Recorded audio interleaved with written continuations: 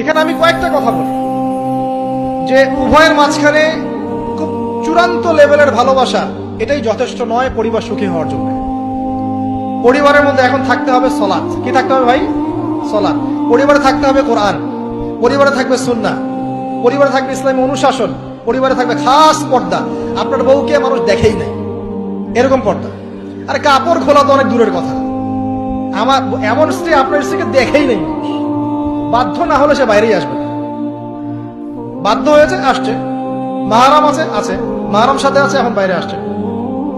আপনার স্ত্রী ওই মানুষের বাসায় গিয়ে রাত কাটাবে না, এমনকি মানুষের বাসার টয়লেটে গিয়েও যেন সে কাপড় না চেঞ্জ করে। কারো বাসায় গিয়ে স্ত্রীকে রেখে দিয়ে আসবেন না, যে অপরিচিত কারো বাসায় স্ত্রীকে রেখে আপনি কোনো কাজে গেছেন, যাবেন না, এটা বলবেন। আপনার কাছে মনে করেন একটা কোহিনূর হীরা আছে, মনে করেন, যেটার মূল্য ধরেন যে $1,00,00,000